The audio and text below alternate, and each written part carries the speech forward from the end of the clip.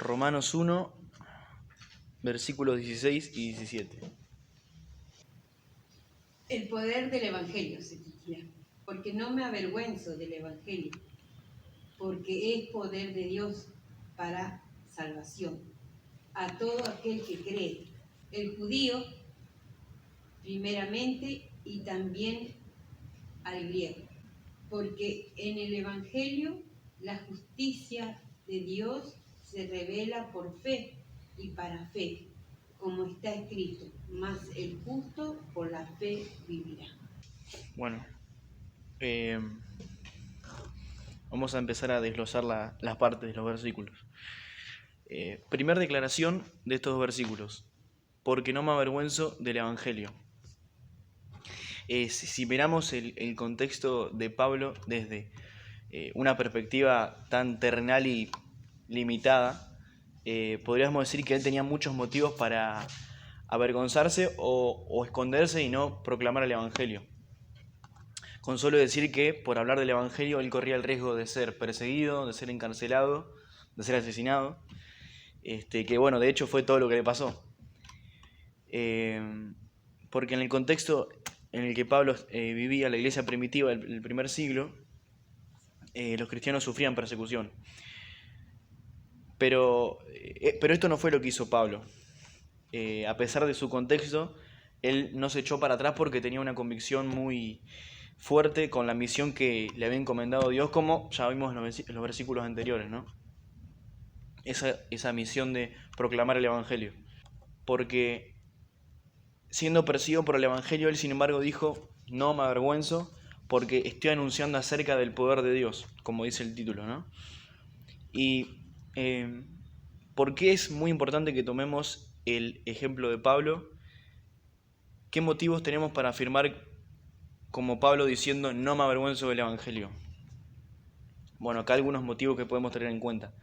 El primero es que ninguna ideología propone lo mismo, ninguna solución radical a la maldad humana. La otra es que ninguna filosofía es tan real como el Evangelio. A veces podemos escuchar filosofías y quizás en la teoría son muy lindas, pero cuando uno lo lleva a la práctica empiezan a haber huecos o errores que uno dice, esto no cierra. Y eso no pasa con el Evangelio. Y la tercera es que no existe otro camino ni otro mensaje que pueda transformar a una persona como lo hace el Evangelio. Transformar es que vos vas por un camino y radicalmente vas por el otro de repente. Eso es transformar. Y Pablo sabía esto por experiencia propia porque él había experimentado esa transformación de parte de un Dios omnipotente que lo convirtió de un asesino y perseguidor de la iglesia a, como vimos en el primer estudio, un siervo de Jesucristo. Fíjense si el Evangelio no tiene poder. Pero entonces es una pregunta que no podemos hacernos. ¿Por qué hay personas, incluso cristianos, que sienten vergüenza del Evangelio? Bueno, porque no entienden ni han indagado y profundizado en sus mentes lo que verdaderamente significa la obra de Cristo en la cruz, todo lo que conlleva, porque no conocen las maravillas de Dios en el Evangelio y sus misterios, los cuales, bueno, están revelados en su palabra y por lo tanto no se regocijan en ellas. Ni tampoco, no sé, les produce una mínima emoción o motivo por el cual adorar a Dios por sus grandezas. Creo que a veces cuando se nos hace difícil por ahí seguir a Dios, adorarlo y tener un seguimiento, orarle, leer su palabra, debe ser porque no nos estamos regocijando en su evangelio. Porque cuando entendemos su evangelio y eso nos transforma, no lo hacemos por esfuerzo ni nos cuesta, sino que nos sale, brota eso de nosotros. Y bueno, pero Pablo conocía, entendía y amaba el evangelio y decía con gran convicción, no me avergüenzo. Porque la transformación que el Cristo del evangelio hizo en su vida fue, bueno, increíble, fue impensable. Por lo tanto, no se avergonzaba. ¿Por qué? Esto me gustaría que lo anoten. Porque experimentó en su vida el poder del Evangelio. Porque experimentó en su vida el poder del Evangelio. Por eso dejamos de avergonzarnos del Evangelio de Cristo cuando entendemos quiénes somos y de dónde Dios nos sacó. Y si aún nos avergonzamos y no nos gloriamos y nos gozamos en el Evangelio, es porque aún no hemos comprendido la magnitud de lo que significa la obra de Cristo y lo que representa para nosotros. Porque, bueno, como dice la palabra, ¿no? Estando muertos en nuestros delitos y pecados y nuestras almas perdidas, Cristo nos dio vida. Y por medio de su obra, un camino al Padre. Es la reconciliación de la que hablamos en el primer estudio. Y bueno, yo no les voy a mentir, a veces me da pudor hablar de Cristo delante de mis amigos o conocidos del mundo, y antes ni siquiera me animaba a hacerlo. Y creo que, bueno, a todos en algún momento luchamos con esto. Pero si vamos a la carta a los Colosenses, Colosenses capítulo 2,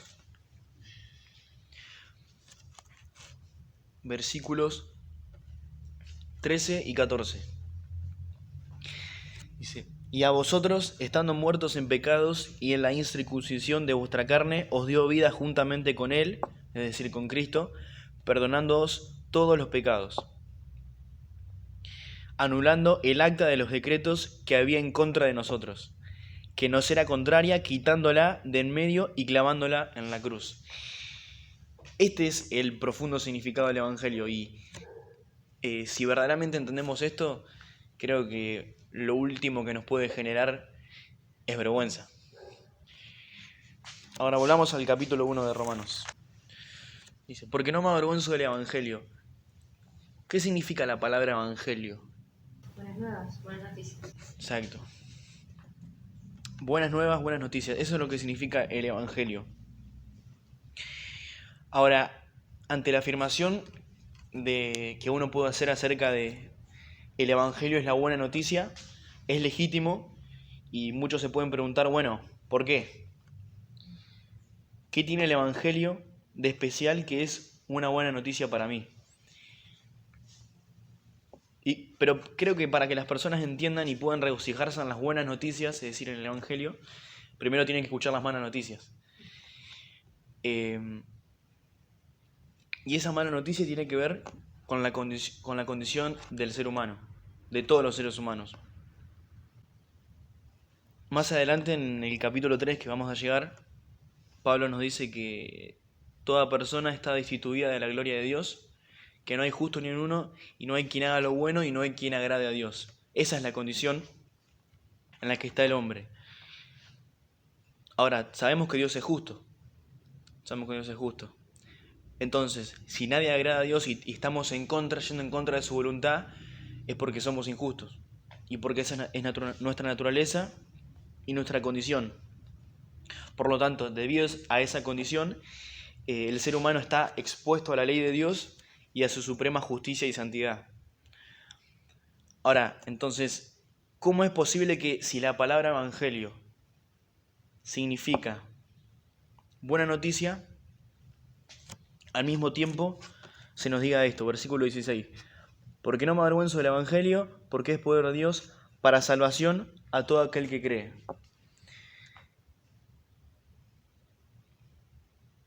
Al judío primeramente y también al griego. Porque en el evangelio la justicia de Dios se revela por fe y para fe. Entonces me pregunto, si somos injustos, si tenemos una condición que significa estar en falta ante Dios, ante un Dios justo, ¿cómo puede ser que si acá nos está hablando del evangelio, de esa buena noticia, a la vez se nos diga que en este evangelio también se revela la justicia de Dios? ¿No sería acaso todo lo contrario? Dice Juan en Apocalipsis 6, no lo busquemos, porque el gran día de su ira, de su juicio ha llegado. Dice, ¿quién podrá mantenerse en pie? Y el hecho de que se revele la justicia de Dios, de que injustos tengan que enfrentarse en algún momento al justo juicio de Dios, no tendría que ser en realidad la revelación y la exposición de esta justicia la peor noticia para nosotros como pecadores, ya que, como dije, estamos hablando de personas injustas que se encuentran en falta ante un Dios justo.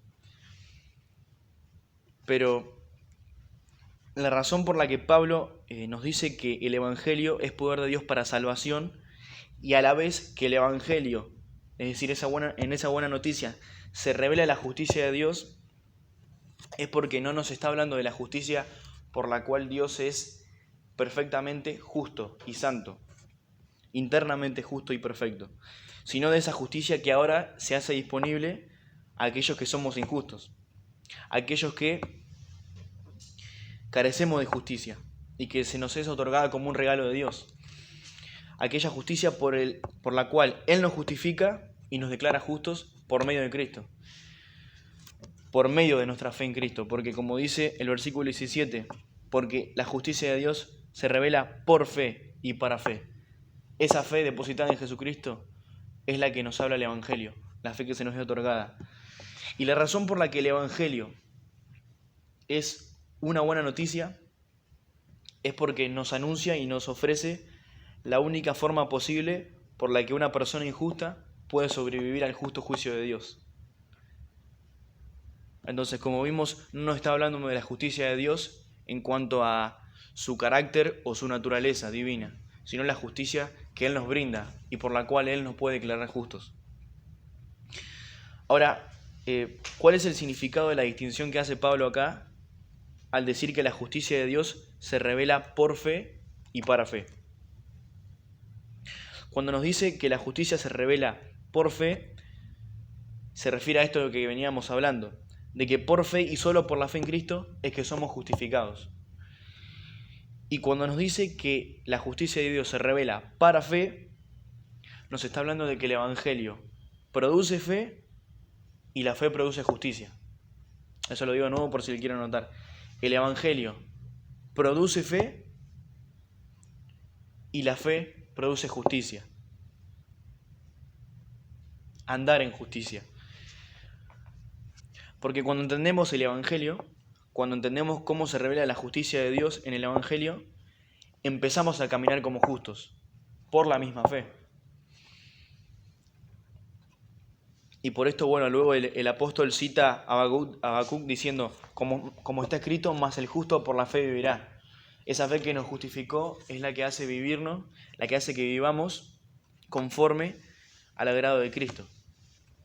¿Se acuerdan que en el primer estudio, cuando hicimos la presentación del libro de Romanos, hablamos de varias personas que fueron impactadas por el libro de Romanos? Y una fue Martín Lutero. Y Martín Lutero era un monje católico que, bueno, estaba en el monasterio y él, antes de estar ahí, él estudió Derecho. Y era una persona que, bueno, entendía muy bien cómo funcionaba la ley terrenal, pero justamente esa ley él la contrastó con la ley de Dios. Por lo tanto, era una persona que entendía muy bien cómo funcionaba.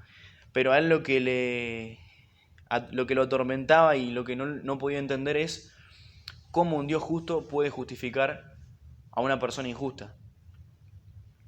Entonces, el versículo el cual a él le hizo entender el Evangelio es precisamente el versículo 17.